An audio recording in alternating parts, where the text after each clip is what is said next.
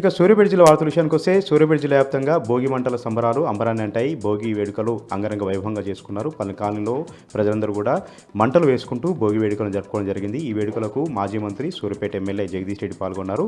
అక్కడ భోగి మంటల్లో ప్రజలతో కలిసి మమేకమై ఈ సంబరాల్లో పాల్గొనడం జరిగింది. ప్రజలందరూ కూడా సుఖ సంతోషాలతో పాడి పంటలతో సంతోషంగా ఉండాలని, ఈ పండుగల్ని ఘనంగా నిర్వహించుకోవాలని కూడా జగదీష్ రెడ్డి ఈ సందర్భంగా ఆకాంక్షించారు. ఇక మరొక వార్త విషయానికి వస్తే యాదాద్రి భువనగిరి జిల్లా కేంద్రంలో ప్రభుత్వ మాజీ విప్ ఆలేరు మాజీ ఎమ్మెల్యే గొంగుడి సుందర మహేందర్ రామకృష్ణారెడ్డి అదేవిధంగా క్యామ్ మల్లేష్ మీడియా సమావేశం నిర్వహించారు.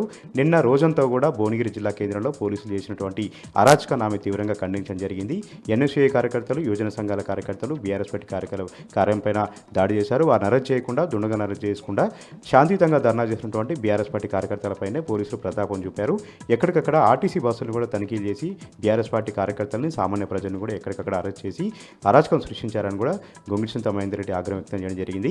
పోలీసులు కాంగ్రెస్ కార్యకర్తలాగా వ్యవహరిస్తూ ఉన్నారు. నిన్న మొన్నదాకా శాంతియుతంగా ఉన్నటువంటి భువనగిరి పట్టణాలంతా కూడా అల్లకొలంగా కర్ఫ్యూ వాతావరణం కల్పించేలాగా అశ్వక దళాలతో అక్కడ పహార కాసి, గస్తీ కాసి భయభ్రాంతాలకు గురి చేశారని కూడా ఆమె సందర్భంగా ఆగ్రహం వ్యక్తం చేయడం జరిగింది. ఇప్పటికైనా సరే కార్యాలయంపై దాడి చేసినటువంటి కాంగ్రెస్ కార్యకర్తలను, గూండాలను అరెస్ట్ చేయాలని కూడా ఆమె సందర్భంగా డిమాండ్ చేశారు.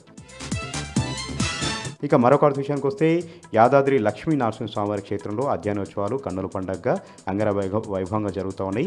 ఉదయం సాయంత్రం వేళల్లో స్వామివారు తీరొక్క అలంకారంలో తిరుమాడ వీధుల్లో ఊరేగుతూ భక్తులకు దర్శనమిస్తూ ఉన్నాడు. ఈరోజు 4వ రోజు చేరుకునే అధ్యయనోత్సవాలు. ఈరోజు వెన్నకృష్ణుడి అలంకారంలో స్వామివారు తిరువీధుల్లో ఊరేగుతూ భక్తులకు దర్శన భాగ్యం కల్పించారు. ఈరోజు గోదాదేవి కళ్యాణ మహోత్సవాన్ని కూడా అంగరంగ వైభవంగా నిర్వహించారు.